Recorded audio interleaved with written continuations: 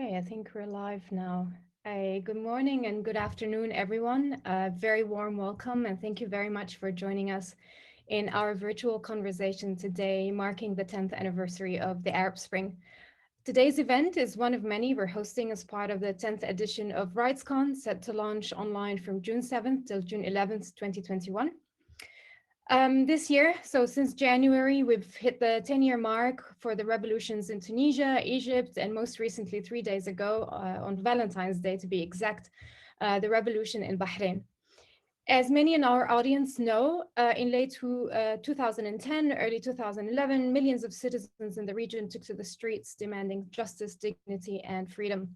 And whilst we can commemorate the Arab uprisings for various reasons, we'll delve today into one of its outstanding legacies, namely how activists and citizens utilize the internet and digital tools for political organizing and mobilization, and how that looks like today.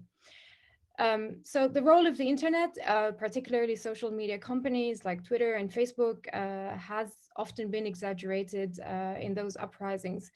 However, it is undeniable that the Arab Spring has ushered in new discussions over the role of technology and its impact on our fundamental rights, from content moderation issues to internet shutdowns to surveillance and spyware. Many of those discussions and issues we're still grappling with until this moment in time. So today, I'm extremely honored to be joined by fantastic speakers, colleagues and friends, some of whom were on the front lines of those protests to reflect on the past decade. We have a special session today in terms of format, so we won't have the conventional webinar or panel. Instead, in this 1 hour and a half, we'll cover a range of topics in smaller intersessions. So we'll first start with Mohammed Najm, the Executive Director and co-founder of SMEX, to reflect on the status of internet freedoms and digital rights in the region since 2011, and especially in light of Arab governments or regimes relentlessly moving to close down the last pockets of online freedoms enjoyed by citizens to speak up their minds, to communicate and share and access information openly and freely. Then we'll show 2 videos from activists from Libya and Tunisia. We'll then move into a conversation on content moderation issues and specifically the role of big tech companies in shaping online space and how people exercise their rights in the region, particularly the right to freedom of expression and opinion. We'll have with us Dia Kiyali to have that conversation. We'll also discuss the issue of online surveillance and the lived experience of human rights activists who have been the target of malicious and sophisticated surveillance campaigns, together with Miriam Al-Khawaja, Fuad Abdelmoumani from Morocco, and our very own Natalia from our tech and legal team. And finally, away from over celebrating the legacy of the Arab revolutions or lamenting on the calamitous trajectory they have taken, we hope to use the time today for us to think collectively and as activists and civil society organizations to inspire action and think forward in ways we can reclaim the internet as a free and open space for citizens and for us to exercise our rights, especially as many continue to struggle today for justice and freedom under dictatorships and repressive regimes in Egypt, in Saudi Arabia, in Morocco, in Bahrain, and as we have seen most recently in Tunisia. Towards the end of the session, we'll have time to answer your questions, so please ask away during the session. We look forward to engaging with the comments and questions you raise. One quick housekeeping rule, this event is being recorded and we'll provide the recording on YouTube later with Arabic transcripts. And before we kick off the discussion, I want to say something and to get it out of my system. And that is, we acknowledge and appreciate the complexity of the Arab revolutions and their aftermath, as well as the diversity of voices from the region. So we do not claim that this conversation is conclusive nor inclusive of all the voices and issues we're facing in our region, but we hope that this conversation will be start of many And we look forward to engaging with you, especially during RightsCon, the biggest convening on the issues related to human rights and technology. So uh, diving right in, Mohammed, thank you so much for joining us. Just to introduce you to our audience, Mohammed Najm is the co-founder and executive director of SMEX, a digital rights organization based in Lebanon.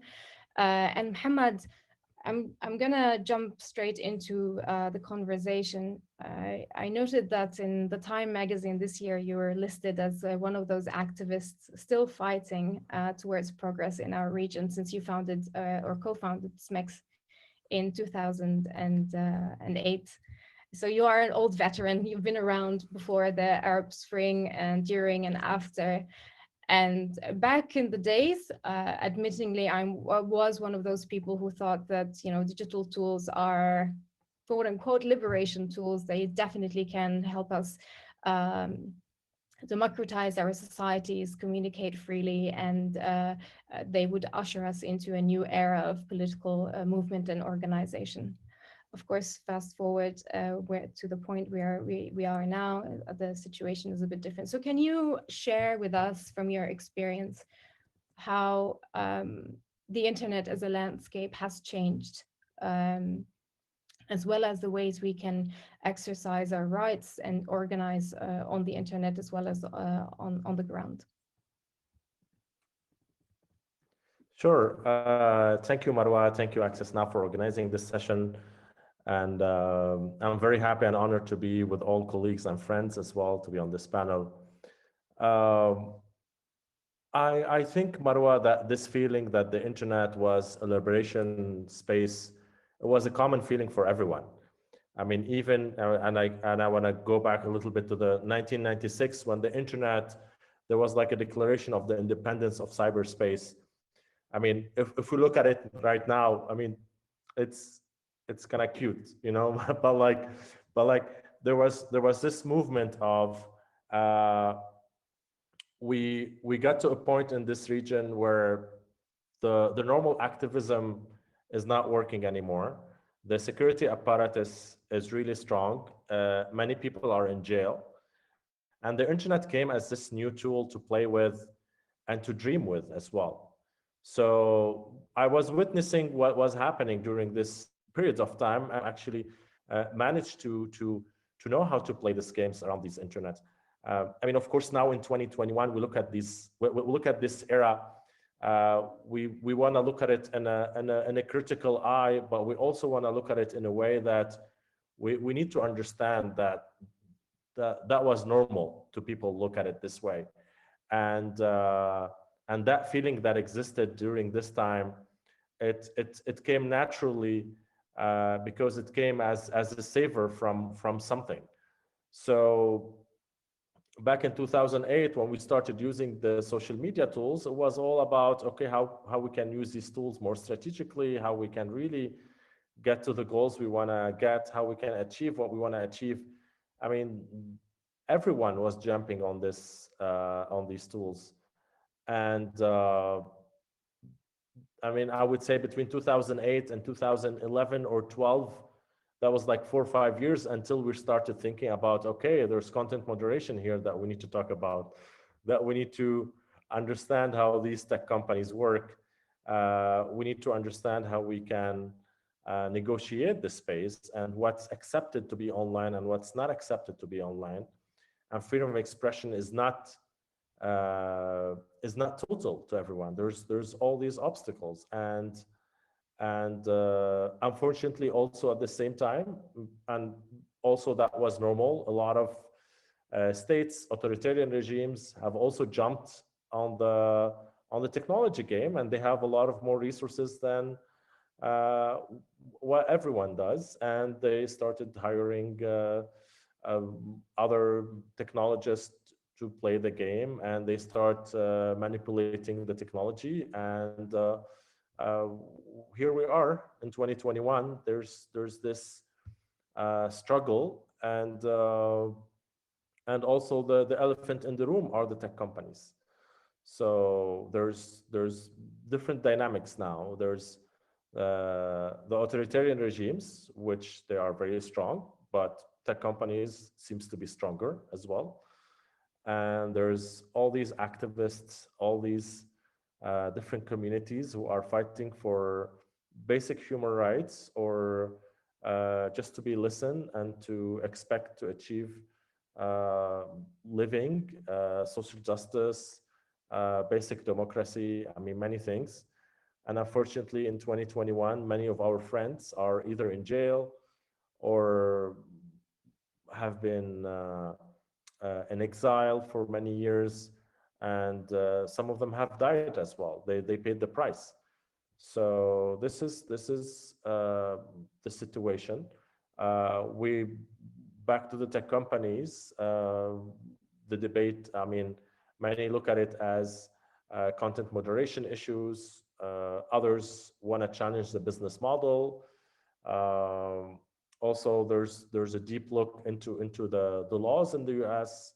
And how the tech companies have all the freedoms they have to act the way they act. So there's some limitation they might need to happen to these companies. Uh, so we're here, and unfortunately now a lot of Gulf companies are investing a lot in the new tools and technologies. Um, they put a lot of money in new apps. Uh, Tech companies' offices are in the Gulf. Um, so the challenge is bigger, but we also still have hope because we have some opportunities. We have some pressure points we need to keep doing. We need to be more organized. We need to talk to each other more, and I'm hopeful about the coming years. Thank you, Mohammed. I think you've wrapped it quite nicely. We have been actually over the past decades in a state of negotiations between us as users and also those tech companies. And speaking of which, I would like to show a video from our friend, imprisoned human rights defender Ala Abdel Fattah, who, quite fittingly to the theme of our event, was a keynote speaker for the first RightsCon in 2011. So if we can show the video from Ala and what he said in regards to tech companies. I guess I'm here as an activist, as a foot soldier in the revolution, to talk about how tech companies can find ways to maintain and promote and protect and respect the human rights of their users. Now, that's a topic I'm quite cynical about. Companies are not really likely to do any of that. Corporations are not really likely to do any of that. It comes, the conflicts with, it's not exactly that there is a conflict of interest. I mean, I think we're all here because we know that it's actually possible to go about our business without infringing of people's rights and without allowing and being tools that are being used to infringe on people's rights. But the relationship, the structure of relationships between power is such that even if it's possible, even if it doesn't cost much, even if it's not going to affect the profit margins, it's probably not going to happen. But it also sometimes conflicts with the profit margin in very funny ways. So, if from perspective of an activist, some very normal features can be quite annoying, can be quite problematic. Real name policies, rate limits on Twitter, real name policies on Facebook, or anything like that, that is actually problematic. If you're trying to mobilize people the way mobile companies are trying to monetize every single transaction, that limits what we can do. But this is the business model, and I don't expect neither Twitter nor Facebook nor the mobile companies to change their business models just for activists. So that is not going to happen. But here's something that could happen. You can, companies, if governments are trying to pass legislation or change regulation and it's going to affect their profit, then companies do stand up, do make a noise, do try and change things. But if the same governments are doing something sinister that's going to affect humans, that's going to affect their users, they're not likely to talk about it. So we've all heard about the kill switch, how Egypt was completely cut off from the internet for a few days during the first uprising in the revolution. Vodafone and co, their defense, their constant defense is that this was by the law, there was nothing that they could do. But they knew about that law 2 years in advance, and they never made a noise. We in Egypt had ways of fighting unjust laws. We could take it to the Constitutional Court, we could do a campaign against it. It might have been possible for us to get rid of that law before the revolution happened if the companies had chosen to actually expose the fact that it happened to us. That law was almost secret. And that I think it's quite incredible how he predicted, of course, I mean, stated back in 2011 that tech companies are not doing what they're supposed to do. And unfortunately, that status quo has not changed.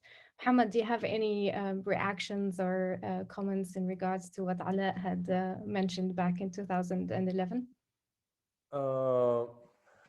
I mean, I remember that trip because I was also there, and I was just didn't know if it was 2011 or 2012, honestly.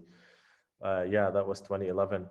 I mean, yes, he was totally right. We were also talking about these issues outside in the garden. It was sunny back then in San Francisco. I mean, I know Jillian was there, Catherine was there, Catherine Maher, also our friend. And I'm not sure if Dia was there as well. But yeah, I mean, he was very hopeful. And I also remember he went to the protest. There was a protest back then somewhere near San Francisco. So he went there in the bus or something. I mean, yeah, he has a point. There's a prediction, and unfortunately, we are here now. We also want to wish Ala that we can see him again soon, so he'll be released. So free Ala. Indeed, free Ala and all the political prisoners and activists who are behind bars. As we convene and speak today in many of those oppressive regimes. Thank you so much, Muhammad, and we will hold into that conversation and discuss later what we can do to change the status quo. I will hand it over now to my colleague Dima Samaro. Over to you. Thanks, Marwa, and thanks also, Muhammad, for your reflection. All right, so just a quick intro. My name is Dima Samaro, and I'm the policy analyst for the Middle East and North Africa at Access Now. So for our next session, now we will tackle the issue of ongoing and increased crackdown on human rights activists, journalists, and opponents in the Middle East and North Africa to shut down digital activism and political activism in the region as well. We have asked grassroots and journalists and activists from the MENA region to provide their testimonies on their experience and what has it changed for them in terms of digital activism. So since 2011, what has it changed for digital activism and social and political activism in general, and even if they are still even affected by the repressive of the government in the region. So we have two videos from two activists in the region. We will have a video from Livia Idris, and Livia is editor at BBC Media Action. She's a journalist and a storyteller about human rights in Libya. And she also served as, she covered different media and news during the revolution in 2011 in Libya and across the Middle East and North Africa. And the second speaker, we will have also with us a video from Amna Mouzouni. And Amna is a human rights activist and a human rights defender as well from Tunisia. She has also participated in these political movements, and she will also provide her testimony. So now we will have the videos and we can comment afterwards. 10 years ago, the night of 15th of February, I remember I was checking a Facebook page called 17 فبراير ثورة الغضب when the old regime forces broke into our house to arrest my father.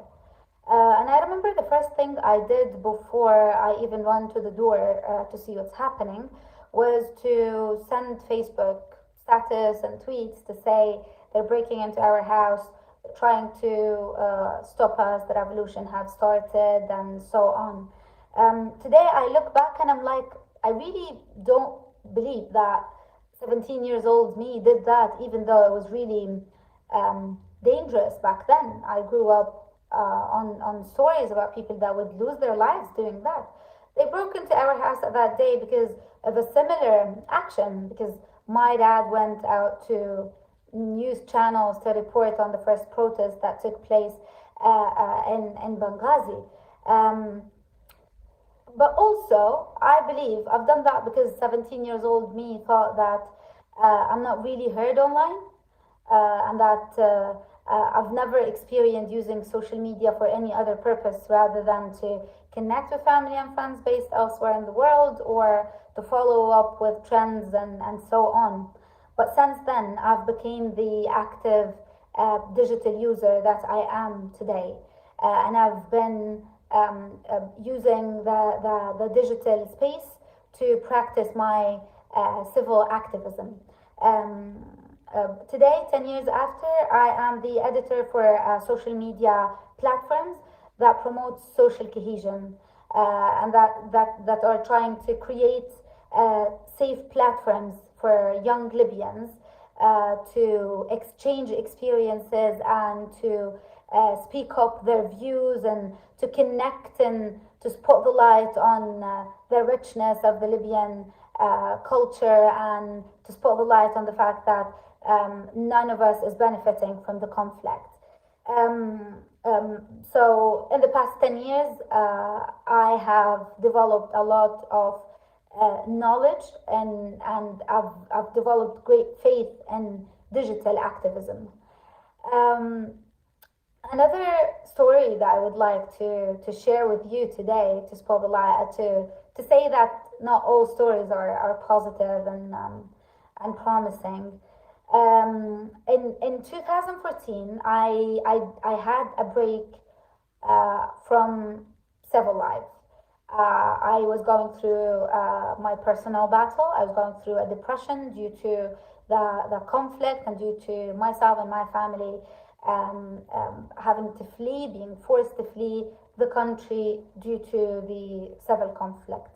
Um, so at that time, I disconnected. I didn't follow news or reflection of news, and I didn't want to know anything that's happening on the ground until that night in September 2014, when I got phone calls from people asking me to go online to see a piece of news that I need to learn about myself. And when I did so, it was the news that my dearest friend, the late Tawfiq bin Saud, assassination in Benghazi.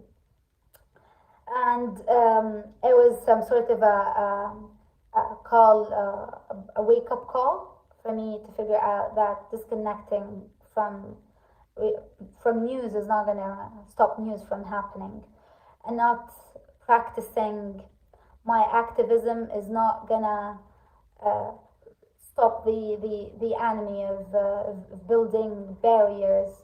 It's just going to allow them to build more. Libya lost our dear Tawfiq bin Saud due to his civil and political activism and digital activism. And really, digital activism back then and until today is about the tool that his generation mastered how to use. And as it is in real life, as it is online and on the internet, when you stop, it's going to be harder for you to expand, and it's going to be easier for others to build more barriers and to limit you. So therefore, I know this generation is not going to stop their civil activism, and the internet is going to continue to be the tool for us to connect, to widen our knowledge and our eyes on what this generation is going through, no matter where we are, no matter what we believe in, our backgrounds. It's easier for you to read and to watch and to learn about what's going on with others elsewhere, to be able to accept them the way they are and to be able to learn from their experiences. 10 years after the Arab Spring, Tunisia is still facing the same issues, or even some people they would say more issues than before.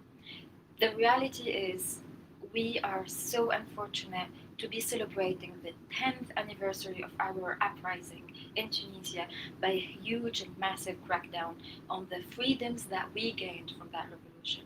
The freedom of protest, people they are arresting for the sake of protesting, the social and economic protest, or the political protest also. People they are arrested for their blog posts. And here blogging changed a lot in the last 10 years. Before the revolution, we were talking about people using blogs as platforms. Now they're using social media platforms to express themselves. And so many people, they were arrested in Tunisia, unfortunately, based on their posts on social media, and specifically on Facebook. Facebook was a very important tool. It was not the reason of the revolution, as some people they would pretend, but it was one of the tools that Tunisians used for their uprising. We used Facebook to relay the information of what was happening specifically in December 2010 and January 2011. Sorry, that crucial period. A lot of information was used on Facebook, and a lot of information, and as I remember, a lot of even profiles they were censored from Facebook. Censorship was a thing, was very, very obvious by the Ben Ali regime. Now it's not censorship as much as it's threats on everybody's freedom of expression. Media was targeted at many points in the last 10 years. So it's, if we continue saying that our assets, we're a democracy, we're a successful democracy, I would say we're lying with ourselves, because unfortunately there is a huge crackdown right now on the civic space. We've seen a lot of counter protests, and those counter protests also, they are a big issue. If people who are officers, security officers, protesting with their weapons, this is a threat to the democracy. And this is a threat to the right to protest. Peaceful protests are welcome, and they should be welcomed by everybody. As an activist from Tunisia, and seeing what's happening, at some point I would feel like we're losing our revolution, we're losing the assets of this revolution. But at the same time, I would say, let's keep the hope in ourselves.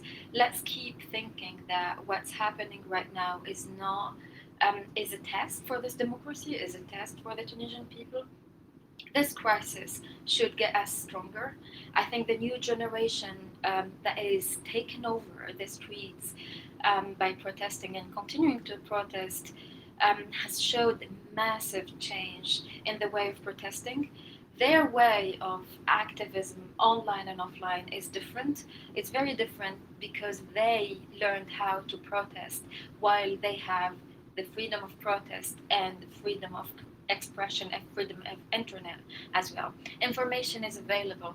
We have the access of information as an asset from this uprising. And so those little tools are the tools that we're doing.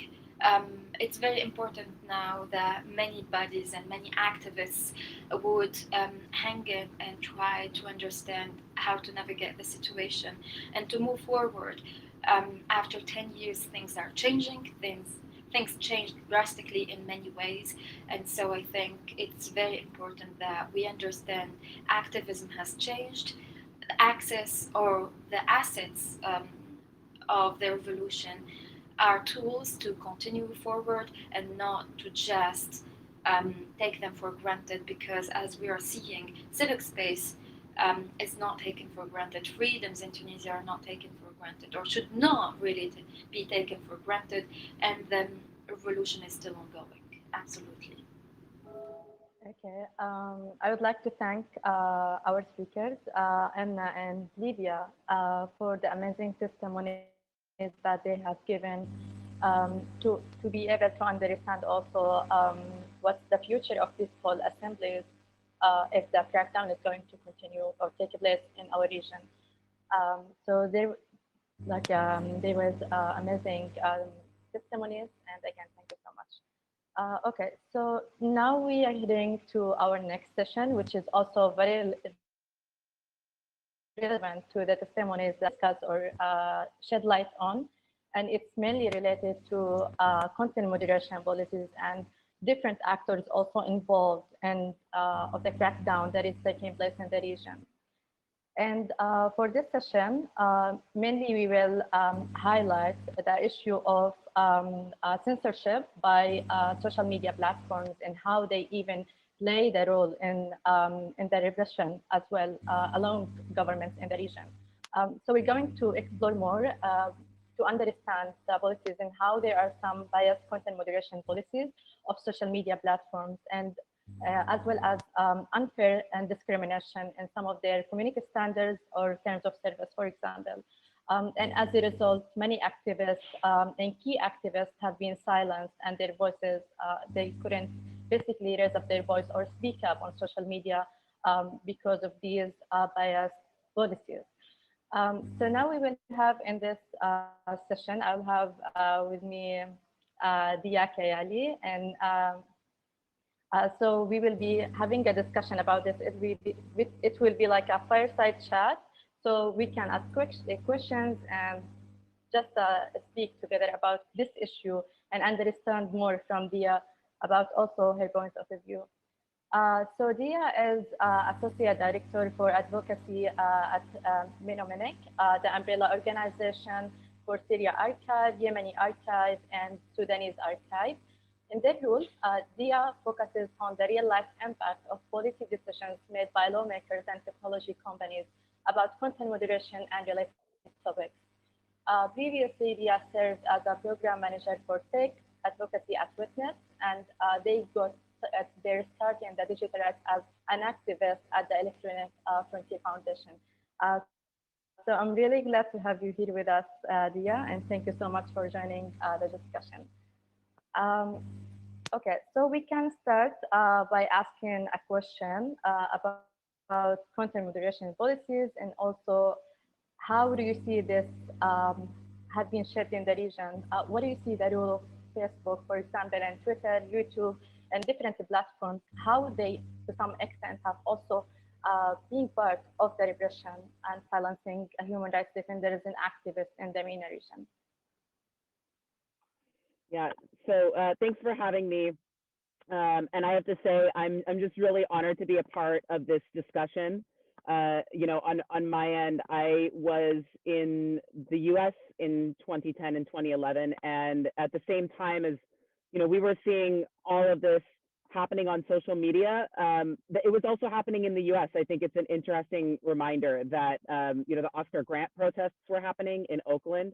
And I think there was just a lot of excitement around the world about social media, and people were looking at what was happening, and they were saying, wow, like people can use Facebook to tell their story outside of their country and to organize.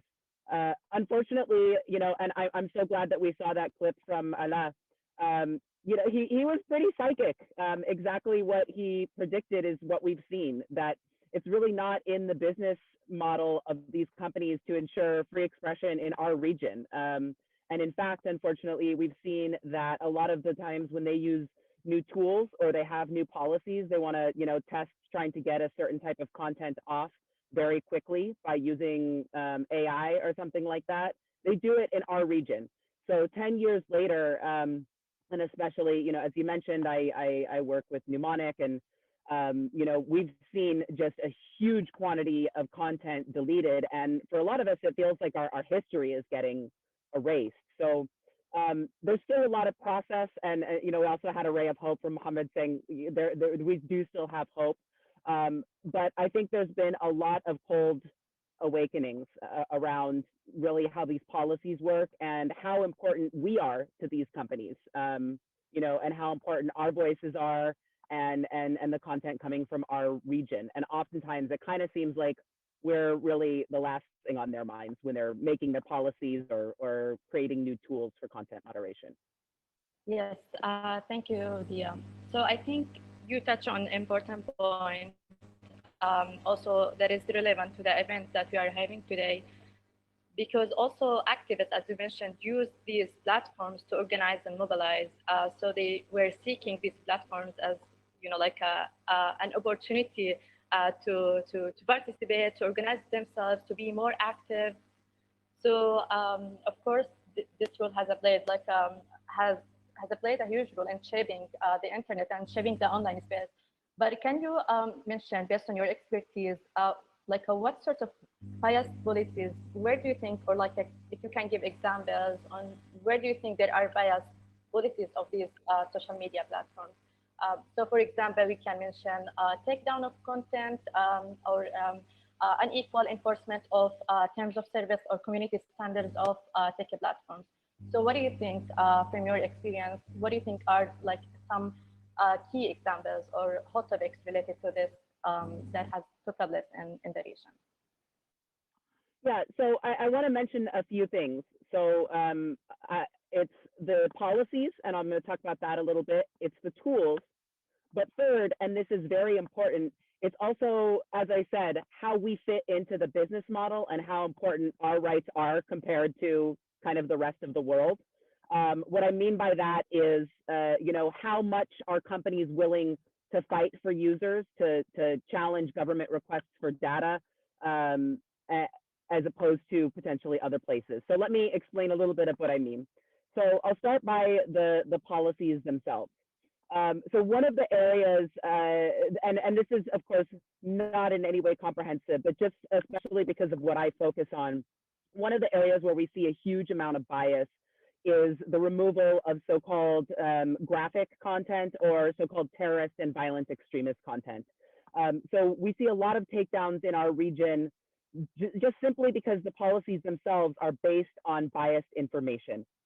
So, for example, Facebook has a dangerous organizations list. That list is not public, but we know that that list is greatly influenced by two things. One is US designations of foreign terrorist organizations, and the other is the UN sanctions list. And these lists are almost exclusively groups that are either coming from Arabic-speaking or Muslim-majority countries, and they have, for example, very few far-right or white supremacist groups. So even though companies talk in this neutral language of terrorist and violent extremist content, what it ultimately comes down to is it's a lot of content, including counter speech. So this is one of the things that we see, when people speak out against, for example, Hezbollah or even Hamas, that content gets taken down in the same way as content that might actually be coming from those groups. So the policies themselves, the organizations that are on the list, also the way that the policies are rolled out, policies and the new tools as well. So I mentioned artificial intelligence and machine learning algorithms. So these tools are being trained on biased data. They're being trained on data that is being collected by people who are sitting in Menlo Park. They're not really clear on what the political situation is. The tools themselves have a very hard time taking into context. So for example, something we just saw, we've seen content get taken down from protests in Lebanon, but again, was actually critical of Hezbollah, for example, but because maybe it had just the word in there, it got taken down by the automated moderation. And also the automated moderation itself and natural language processing, it does very poorly with Arabic. We've all seen how ridiculously sometimes Google Translate can translate things from Arabic to English. Now imagine those kind of problems, but every day sifting through all the content from our region, all of this content that might be on the line of the policies, it's graphic, but it because it's showing human rights violations, but it actually falls under a newsworthy exception or a human rights exception. But then you have this automated content moderation that really is just not equipped to understand that very delicate context. So the other thing I also want to mention is just, how much are companies willing to fight for users? How How much are they willing, for example, to push back on bad policies? We are seeing more and more indications that actually companies are just going to do whatever it is that governments ask them to do. And of course, we have a very bad example of companies' relationships with, for example, with the the Israeli government. But also, this isn't our region, but it's very close. We just saw that companies agreed to comply with this Turkish law now that requires them to have someone in the country in order to continue functioning. What other governments are they going to comply with? And at what point are they going to say, no, we're not going to hand over that data. No, we're not going to institute this policy. So, it's the automation, it's how much companies are actually willing to engage with us, engage with civil society, particularly when civil society doesn't agree with government. And it's the way the policies are written themselves. They're just really not written to make these platforms, great tools for activists. They are, as Allah said, they're really made to make money ultimately. So, that's really quite a bit at the heart of the problem. Yes, thanks so much, Dia. I think these are great answers. So basically, could we say that platforms have failed to develop context based on the MENA region that is reflected, or because some of the context is more like a global, but it couldn't fit sometimes when we talk about the MENA region. That couldn't be the case, we have seen, for example, and you mentioned something about documenting violations. We are speaking, for example, about war crimes in Syria. And also when they took many videos down because this obviously has a long-term also impact on documentation and reporting on human rights violations.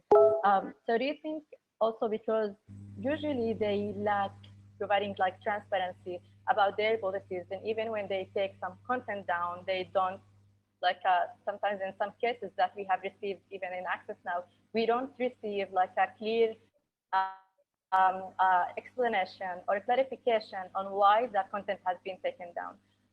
So do you think this also, is part of the repression and how they also are silencing activists and dissenters specifically and opponents in the region?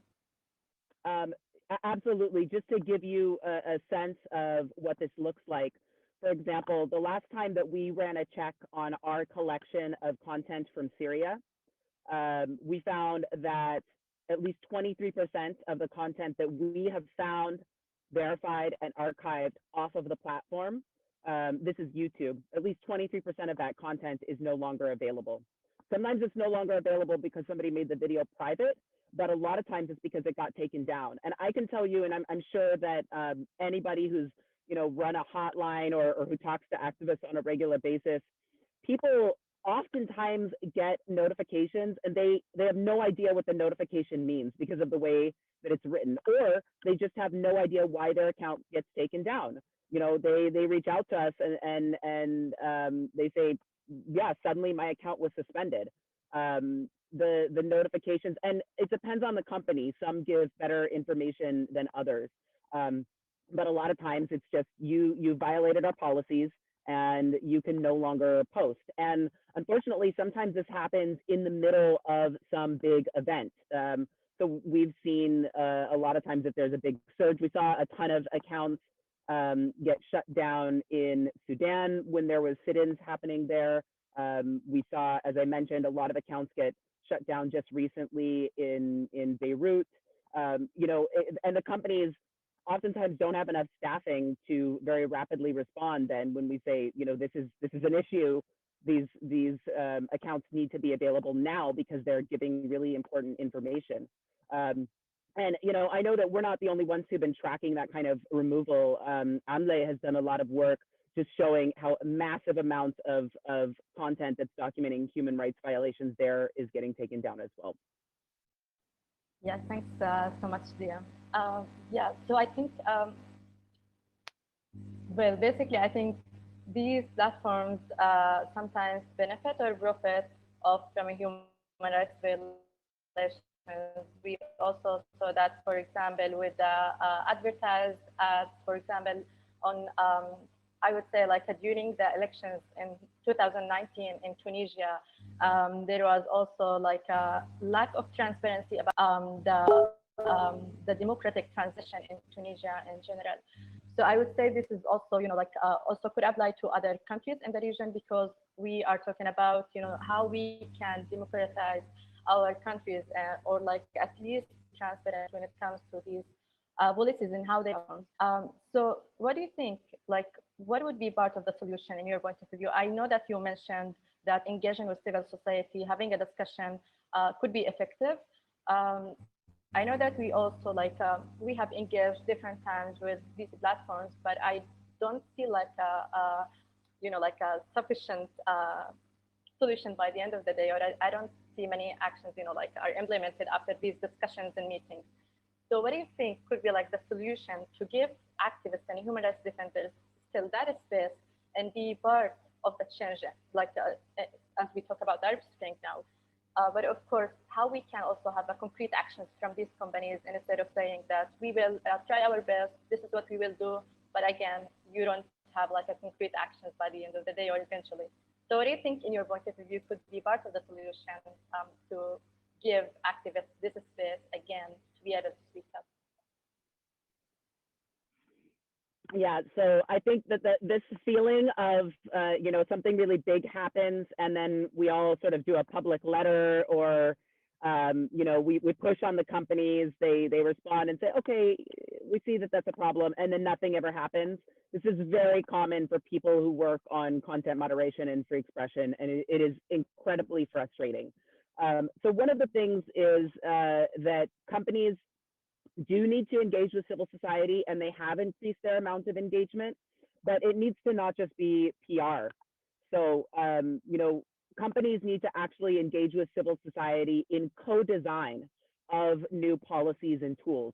And what I mean by that is, for example, there's a huge global push to get rid of, as I mentioned, so-called terrorist, violent, and extremist content, because there is no actually agreed upon definition, but there is a huge push around this globally, right? So if companies do want to, for example, use natural language processing, or they do want to use machine learning algorithms to try to detect and take down content, then they need to sit down with us and talk to us about, here's the training data that I'm using for this algorithm. Here's some of the outputs that I get from this training data when I feed it into the machine learning algorithm. So actually, at the very ground level, sitting down with civil society and designing tools and policies together, instead of once they're already designed and we have these huge problems when they kind of get released into the platform ecosystem, and then we're all struggling to try to address it after the fact. So actually engaging at the ground level with civil society in the way that they're functioning, being much clearer about their relationships with governments. I think increasingly these companies have so much power over our lives that they should be clear about, this is when we talk to a government, this is when we comply with a government. And of course, they're doing transparency reports that talk about legal requests, but that's not enough. All of their transparency reports need to have more granular information, so much more specific information. And also, when they give notices to users, those notices need to actually explain why content was taken down. What was the policy under which the content was taken down, and how can you appeal it?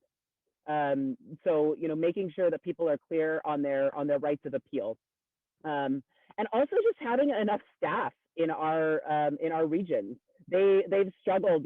I know at least one company has really struggled to maintain staff to talk to civil society.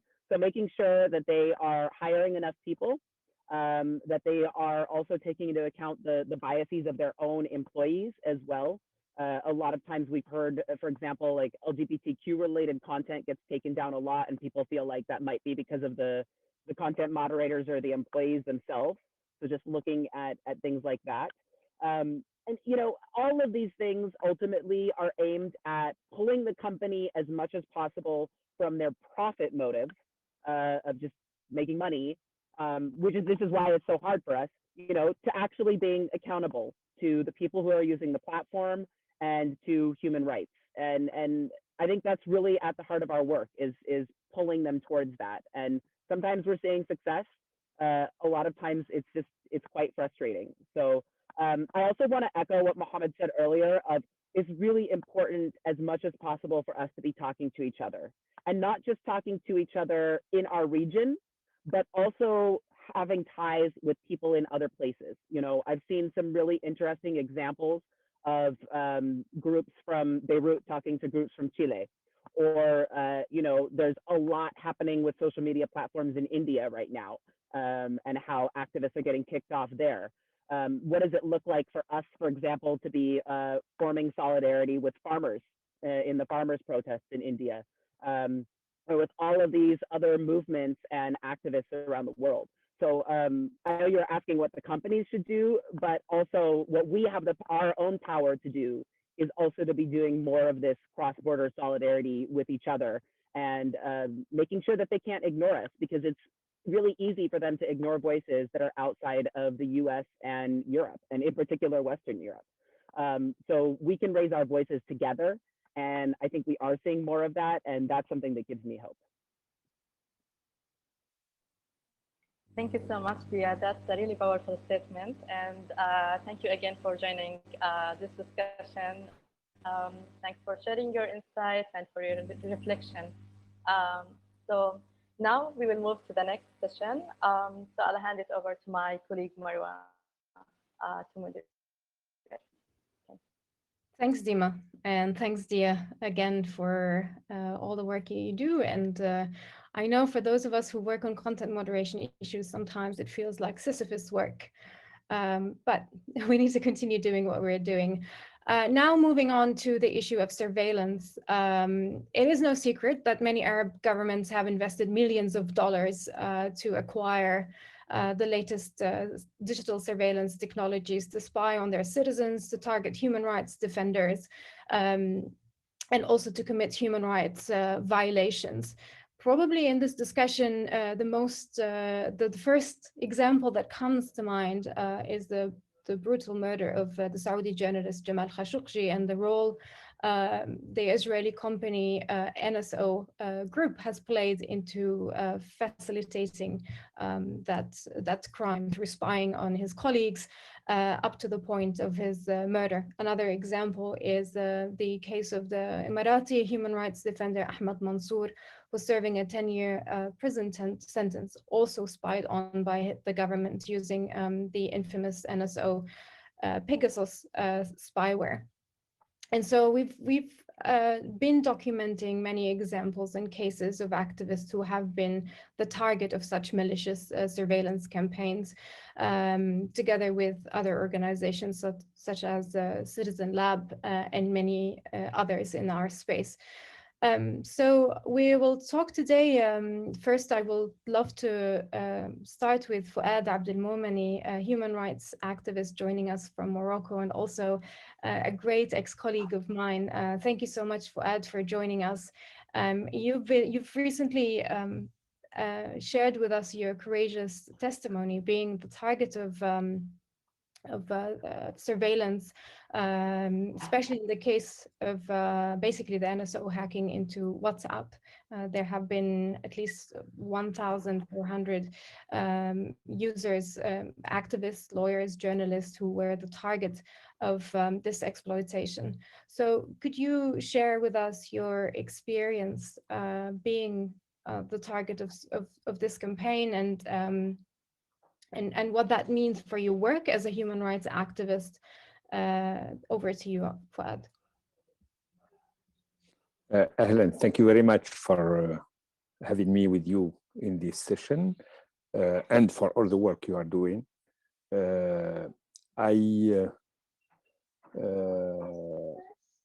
I was informed by the Citizen Lab on of 2019 that my phone had been targeted with this spyware, and it simply confirmed that I was targeted through different means in my intimacy by services that wanted to have anything about not any dangerous, armed, violent action, but on my civil society activities as promoter of human rights and transparency. And at that time, we agreed, we were 8 persons who agreed to go public on this intrusion in our intimacy and violation of our rights. There was no official reaction by the state of Morocco, but we had different exacerbations of the action of the state and its different apparatus against against us. And one of the main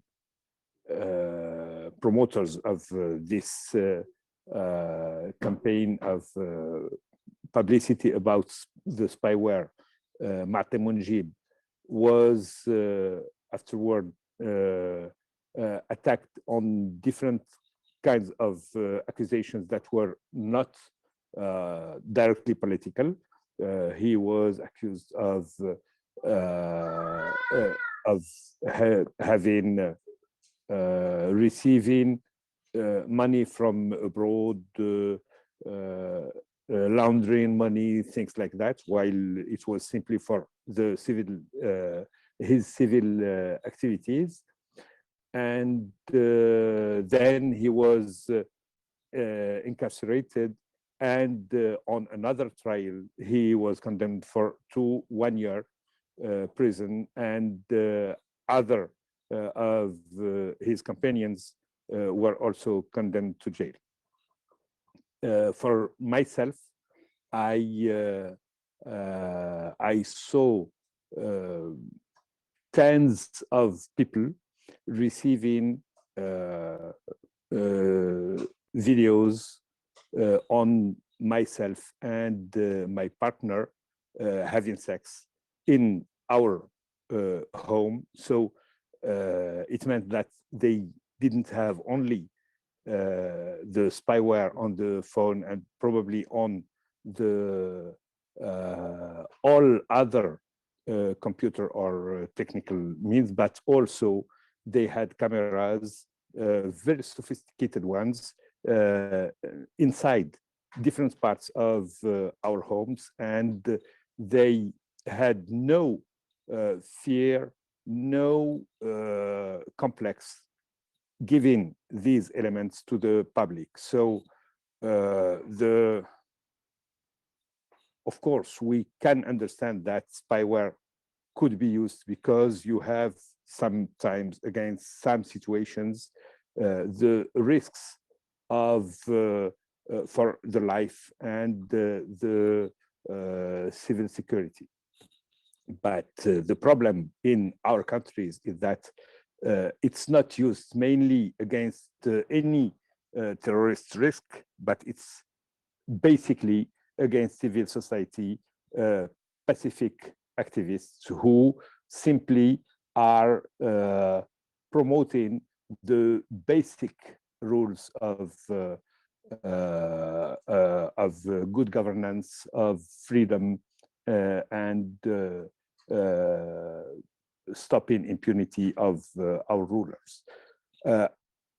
Now we see that in different situations, the rulers are getting harsher, are getting ruthless with this kind of means, but still, I think we have to remain confident to maintain our faith that we are still on a good path, because I can testify when I was a young man in the 70s and 80s of the last century, we could never enjoy or think of this kind of discussions we are having now, and all the strength it can give, and strength that don't allow our rulers to go to the tools they used to use against any opponent. I mean, disappearance, incommunicado, detention for years, things that I had to leave myself when I was in my teenage and my 20s. Thank you. Thank you so much, Fuad, first of all, for sharing with us your lived experience. I can only imagine, how hard it must be, or for you. I also wanted to follow up quickly, because this is not the first case that we hear of the Moroccan authorities using sophisticated spyware to spy on Moroccan activists.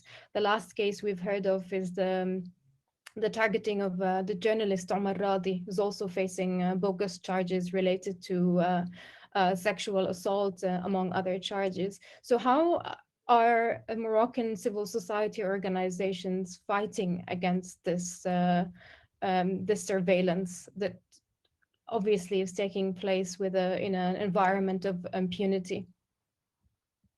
I would say that we don't feel that we are in a state of law where you could have this kind of illegitimate behavior by state apparatus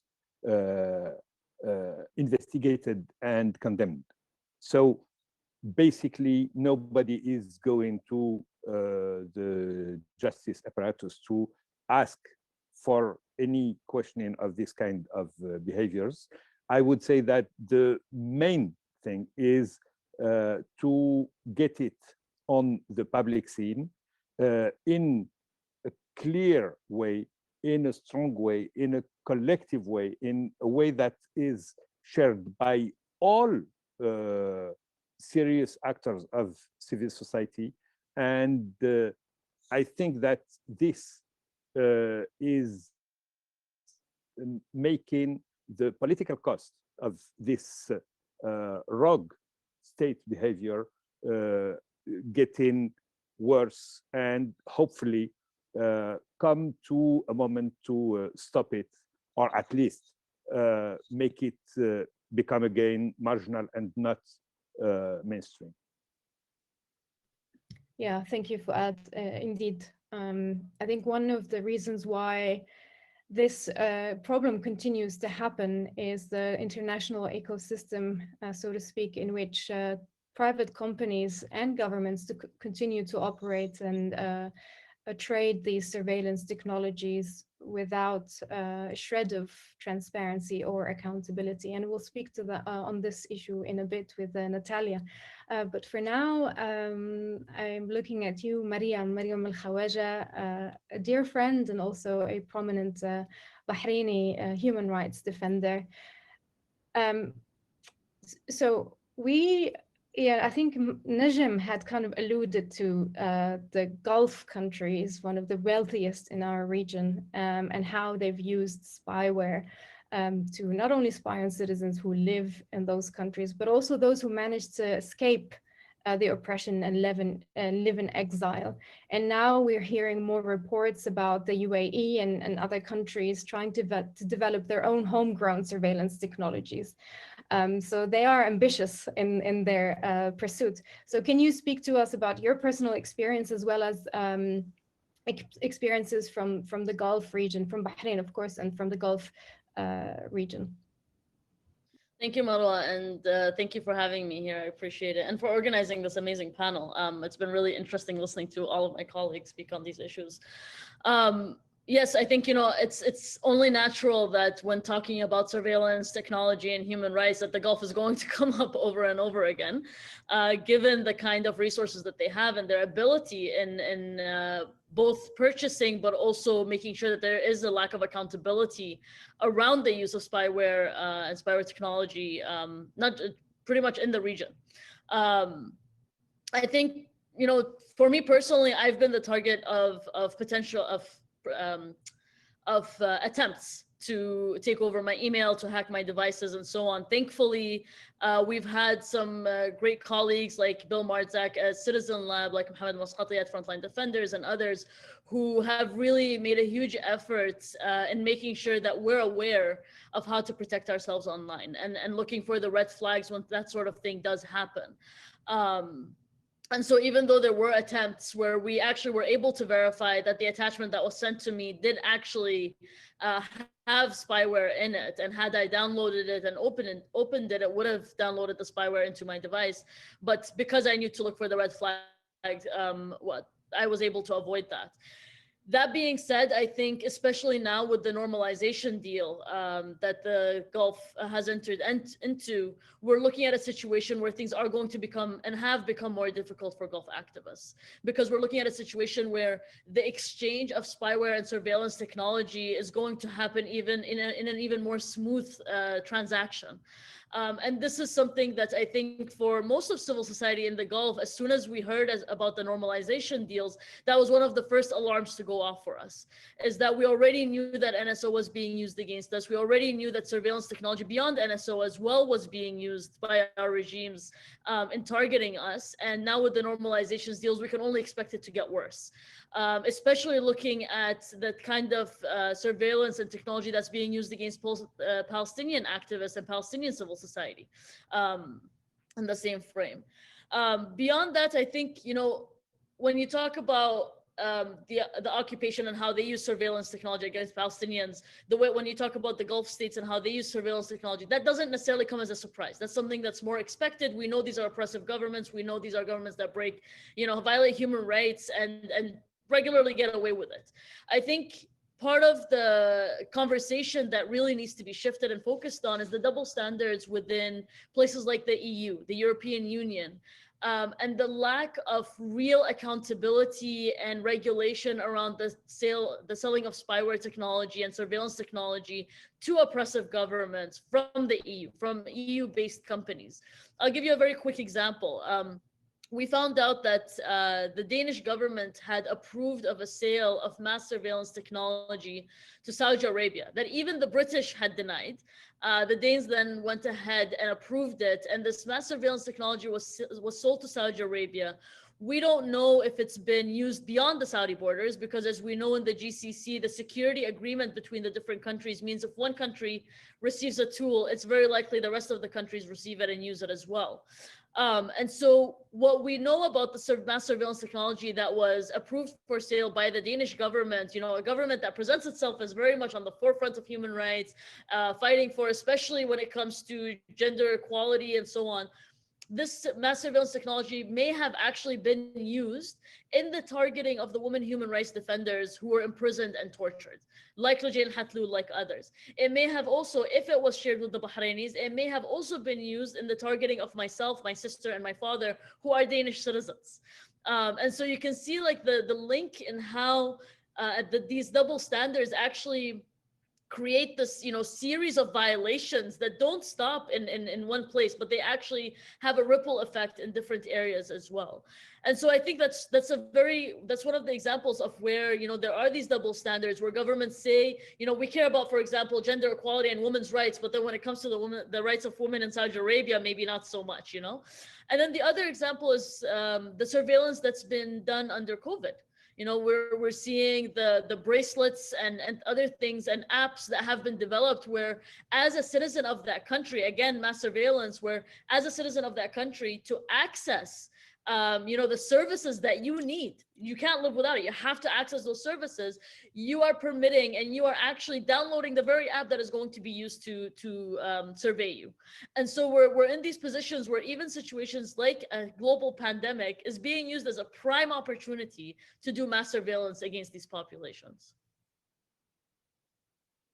Thank you, Mariam. And I think it is very important to highlight what you already mentioned, that oppression in our region has become transnational over the years. It's no longer about the UAE surveilling its own citizens, but also surveilling those activists that live in Egypt or live in Syria and other places, and not only the UAE, but it's shared. And the new geopolitics of the region also reinforce that of that alliance of human rights abusers coming together. I guess the last point we want to address here in this conversation regarding surveillance is how can we bring this problem to an end by exposing companies that operate pretty much in the dark, and also those surveillance technologies that come from the EU or from the US or Canada and being exported to dictatorships in different parts of the world, not only the MENA region. So I am turning to my colleague Natalia Krapiva, who is our legal tech counsel, to share our bit on the work we and other people or organizations in the space doing on this from the legal and the regulation front. Thank you, Marwa, and thanks so much for all the speakers. And Mariam also highlighting the issue of EU export controls, which I'm going to touch upon. So yeah, I would like to focus on the attempts to stop proliferation of these spyware technologies across the MENA region and beyond, focusing in particular on export control regulations and litigation. So for the EU export control regime, if you know, back in 2011, the EU decided to officially review their rules for so-called dual-use surveillance items, dual use being software, technology, or other goods that are meant for both civilian and military purposes. So that review was in fact driven in part by the Arab Spring and the human rights violations that were uncovered during that event, and also the revelations of European technologies being sold and to the Arab dictators, and that contributed to the abuses that happened. And then also throughout the years, as the negotiators were sort of discussing these rules, there were also a number of surveillance abuses that have been revealed, which have already been mentioned, like targeting of Bahraini activists that was done by Finfisher or Gamma International, which is a UK and German company. There was also NSO group targeting of Ahmed Mansour, the killing of Jamal Khashoggi, and the famous WhatsApp hacking scandal, which also Fuad spoke about and unfortunately been a victim of. So the EU proposed like early drafts of this recast of the existing rules, and they were very positive in the beginning. And we, Access Now and other civil society organizations, who were working on this, we were very happy about those rules. They included a lot of provisions that we asked for in order to ensure human rights protections. But the process got stuck, unfortunately, over many years because of some of the EU member states were actually, as it was revealed, they were caring more about profit than human rights, and were listening more to the companies than the civil society. So for example, UK, Sweden, and Finland, there was leaked documents that revealed that they were very critical of these efforts and that they were pushing for weaker human rights protections. And so that, of course, had an effect on the resulting compromise draft that we saw in 2020 that was agreed upon. It was really a far cry from what we as civil society asked for. For example, the final draft doesn't have the appropriate human rights standards that we wanted to be included. There's no mandatory human rights impact assessment. The mechanism for emergency brake provisions is only partial, it's inadequate. There's other things like standalone EU control lists that would allow EU institutions and not companies to decide which technologies to include on this list. So that wasn't met, and there was some transparency provisions that were included, but they were again only partial and still allowed a lot of leeway to companies to not disclose data that's required. And so even though we do welcome the several positive provisions that were included, but overall it's just been a disappointment that after 10 years after the Arab Spring and so many egregious violations facilitated by these technologies in the MENA region and beyond, EU member states are just unwilling to stick to their original commitments of protecting human rights and limiting the sales of these technologies. But however, I just want to highlight, it's not, EU is not the only example. Of course, there's also efforts in US and Canada currently, and looks like there might be more room there to get more sort of in terms of human rights protections. And with the new Biden administration, hopefully we'll see where, you know, they will listen to the civil society voices more. So that's on the regulation side. And then on the litigation, so there's been also a number of efforts. The 2019, there was a criminal complaint filed against the Finfisher company that was revealed they were spying on activists in Turkey. So I mean, that company's technologies were used to spy on activists in Turkey. So there is some criminal investigation happening in Germany. And then NSO, of course, faced multiple lawsuits around the world, starting from 2018. There are multiple lawsuits in Israel, Cyprus. Amar Abdulaziz filed a case in Israel against NSO. There's also Amnesty International they led a campaign to revoke NSO's expert license in Israel. Unfortunately, that was not successful. And then there were a number of cases that are still being brought against the governments that use that technology to target activists and journalists, such as, for example, Jamal Khashoggi's fiance filed a case in the US. But I wanted to highlight briefly another recent case, which is interesting because it's filed by another tech company, which is WhatsApp and Facebook, against NSO Group. So in California, we saw a case filed by WhatsApp against NSO for targeting their servers actually in California to deliver the Pegasus spyware to the devices of the victims. We know it's over 1,000 customers overall and more than 100 civil society members that were targeted. And so that case is currently on the appeal at the Ninth Circuit, the appealing jurisdiction. So basically NSO is arguing that they should just evade all accountability because they were following government orders, that the governments targeted the individuals and not NSO Group. And so we are challenging them on that, and Access Now and other organizations intervened with amicus brief, highlighting the stories of the victims of this NSO hack, and from India, Rwanda, Togo, and Morocco. And Fuad, who spoke earlier, he is one of those brave individuals who shared his experiences with us and the court, and we included his testimonial in our brief. So we do hope that the court will consider that impact that it had on the victims of the hacking. And so, yeah, so just to sum up, so there's been, the progress has been very slow, both on regulation side and the litigation side. But I think we should, as civil society, we should keep fighting and highlighting the voices of victims of these abuses, and insist on accountability and eventually putting an end to these abuses. Thank you so much, Natalia. I'm conscious of time, so I will invite all of our panelists to join us now for the final discussion of today. We've received a couple of questions from our audience, so we can, let me see the questions that we have, and then we can jump into concluding remarks if you guys would like to share final thoughts with us.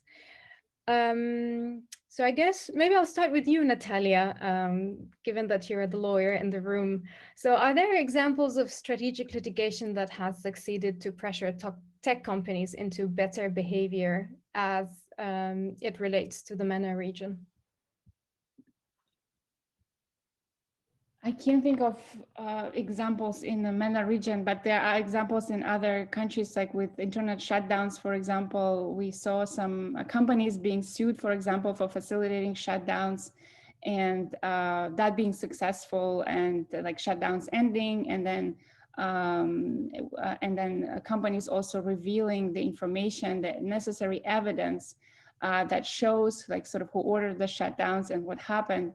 So we saw some of those examples in the Africa region and in the Southeast Asia. So so there is some hope, I think, and that's why these efforts are important. It can be very discouraging because the process is very slow. It happens over the years, but I think we should keep pressuring from multiple sides, from both like the litigation, regulation, and also like overall advocacy to make it, to push companies to change their behavior. And not only, again, the companies that are sort of the violators, but also other companies like Facebook, Google, Amazon, who also have their infrastructure targeted and the users targeted with this spyware technology. So they could be also our allies, and as we saw in WhatsApp case, and we should also hold them sort of accountable and say, okay, what are you doing about your users being targeted in such a way, and how can you stand with the civil society to fight against this? Yeah, thank you, Natalia. And if I give 1 minute to all of our speakers, because we mentioned in the beginning of the conversation that we don't want to just cry over what's happening in our region because the issues are complex and tragic. But to actually, think forward and think of ways we can still fight back and fight against the different forms of oppression, whether it be coming from governments or from private tech companies. And so maybe I will start with, I'll start with Fuad. So if you can just share with us one final reflection or thought from you on how we can move forward in this space, and then we'll move to the other speakers. My impression is that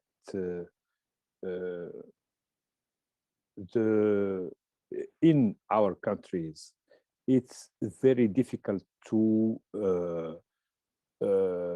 be alone facing the rogue states we have. So I think that it's very important that we encourage as many people as possible to get public on these situations, and in the meantime have the must publicity and international involvement about these situations. And the risk is that if we go homeopathic, it's easy to just let it get down, or even be very harsh against the people who are denouncing the situations. So I think we have today an opportunity to go with so many cases of people in so many different places, and to impose global reference about the right to intimacy and the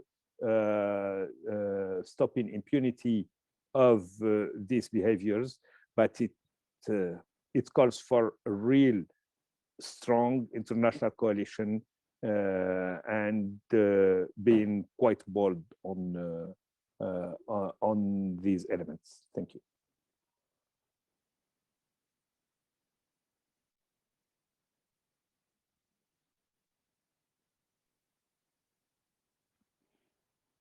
Excuse me, I didn't hear you.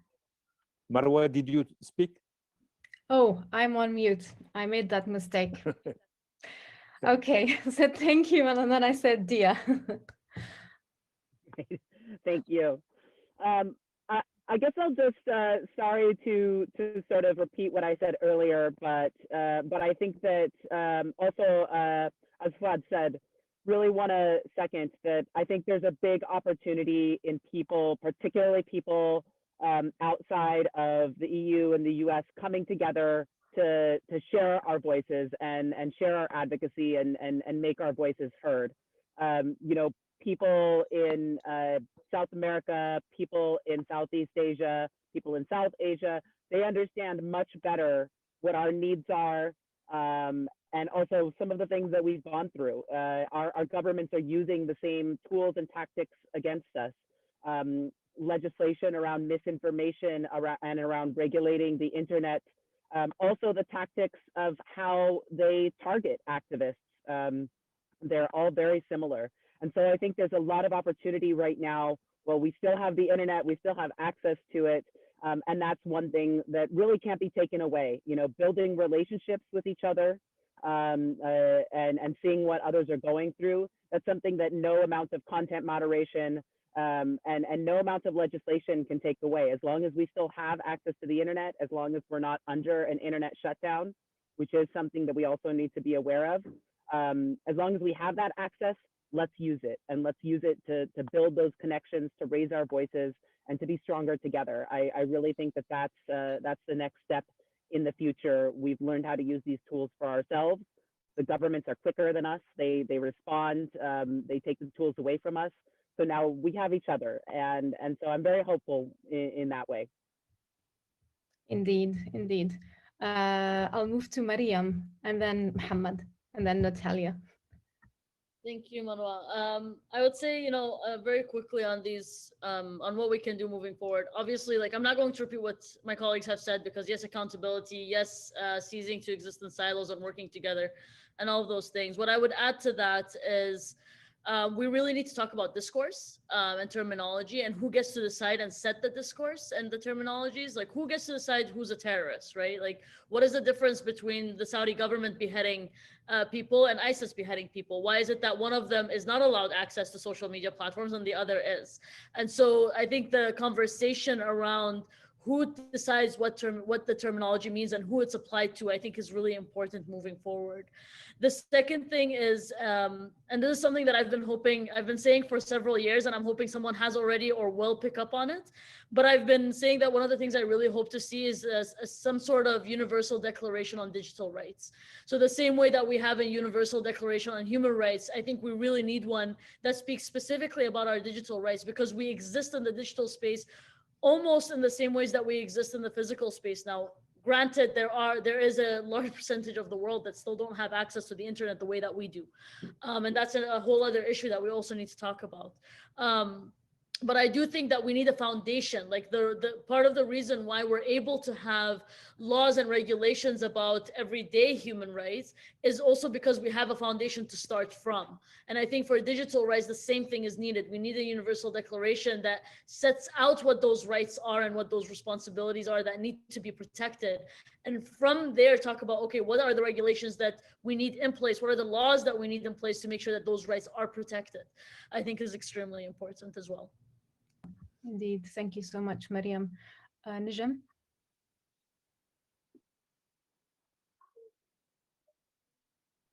Okay. I noticed earlier that I'm muted. Okay. So I just want to add to what's been said is that, I mean, for our region, the online space is by default the civic space. So we just need to treat it as such. And we need to make sure that we look at all the issues, because all of them intersect. And also, I totally agree with Dia that all the regions as well intersect, and all the problems are kind of the same from different region. So we need to be aware on all of what's happening. We need to keep putting the puzzle together and keep advocating for the change, whether on companies or governments. And there's a lot to learn from each other. We just need to be more nice as well and appreciate what we have for now. And I'm also hopeful. I mean, I don't know why, I'm also hopeful. And I will remind everyone that we hope to see Ala free soon, so free Ala. Thank you. Thank you, Najem. And the last speaker, Natalia. Thank you. Just be very brief. I think it's important for all of us to have events like this to keep talking about these issues and abuses that are still happening in the MENA region. And we saw sort of the original flow of interest and funding and resources during and immediately after the Arab Spring. And now it's sort of, the world has sort of moved on in many ways. And I think that's very unfortunate. And we need to keep the attention of the media, of lawmakers and the international community on this issue so that people in the region are not forgotten. Yeah, thank you so much. I think every time we have this kind of conversation, I feel that we need years and years to just continue discussing and strategizing on ways forward. But something I take away from this conversation, and it will inform pretty much all the work that we do at Access Now, solidarity and reclaiming narrative.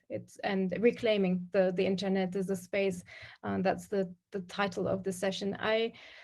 We've come to an end, so I want to thank you, thank our speakers for all of their insights and expertise and having the courage to share their individual stories. So thank you so much, and also for our audience for sticking around with us in the last hour and a half. Before we conclude and we go and say goodbye, I just want to remind everyone that the registration for RightsCon 2021 will open next week. So keep an eye on the RightsCon page, and we hope to continue this conversation then in June 2021. Thank you and take care, everyone. Thank you. Bye-bye. Bye.